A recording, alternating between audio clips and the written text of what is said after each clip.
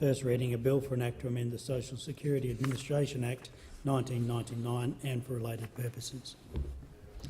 The Minister. I move that this bill be now read a second time. This bill implements a measure announced in the 2018-19 mid-year economic and fiscal outlook to confirm that Australian pensions are only being paid to pensioners living overseas who are still alive. Australia is a multicultural country with around a third of Australians born overseas and over half of Australians with at least one parent born overseas. The government recognises that many people wish to return to their country of birth or to be with family and friends at a later stage in life. Therefore, it is not unreasonable to expect a large number of Australian pensioners to retire overseas. In fact, Australia pays a pension to approximately 96,000 Australian pensioners who live overseas. It is a long-standing policy of successive Australian governments to recognise that Australian pension recipients have contributed to Australia and are not required to remain in Australia to be eligible to receive a pension. Australia has international social security agreements with 31 countries that allow people who have lived part of their working life in Australia to claim an Australian pension while living overseas. The effect of this bill is that from 1 July 2019, pensioners aged 80 years and over and residing permanently overseas will need to complete and return a proof of life certificate to continue receiving their pension overseas. This will confirm that Australian pensions are only being paid to pensioners who are still alive.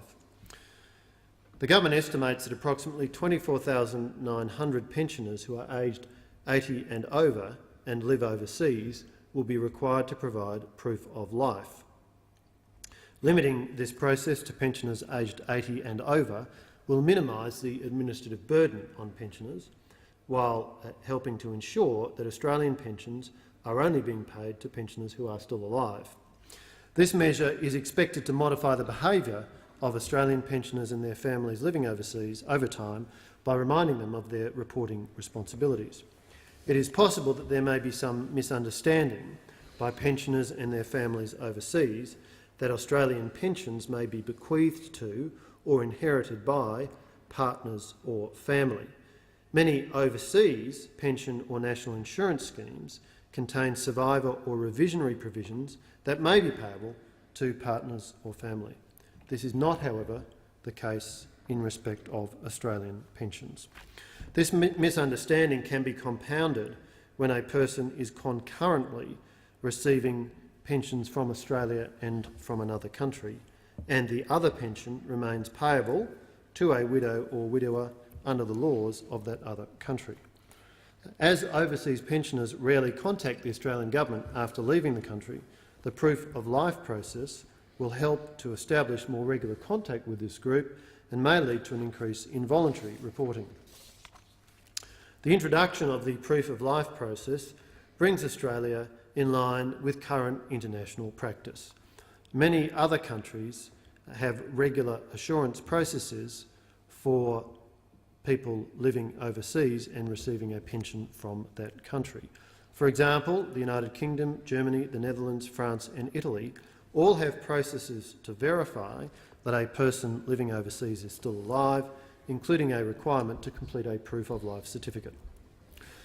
The measure proposed in this bill would require age pension, disability support pension, widow B pension and carer payment recipients who are aged 80 and over and permanently living overseas to complete a proof of life certificate every 2 years to continue receiving their payment. If a pensioner does not return his or her completed proof of life certificate after 13 weeks, the payment will be suspended. If the pensioner does not provide the certificate after a further 13 weeks, making 26 weeks in total, the payment will be cancelled. The measure includes safeguards to reinstate a living pensioner's payment if that pensioner's pension has been suspended or cancelled. If the pensioner makes contact with the Department of Human Services and provides a completed proof of life certificate, The Secretary of the Department of Social Services or an appropriate delegate will have the discretion to reinstate the payment. A pensioner who has his or her payment reinstated will be paid any arrears to which he or she is entitled. This process will make sure that only people entitled to an Australian pension continue to receive it, while at the same time minimising the impact on pensioners who do the right thing. To help protect against fraud, there is a requirement that the certificates are verified. Pensioners will have a range of options available to have their certificate verified.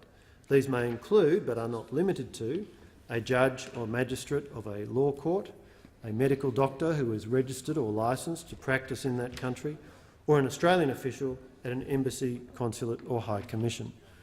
This will provide overseas pensioners with multiple options for verifying their proof of life certificates, with a view to making this process as easy and practical as possible. This government is committed to maintaining a welfare system that is fair and sustainable. The measure introduced in this bill strengthens the integrity of the welfare system by making sure that Australian pensions are only being paid to pensioners who are still alive.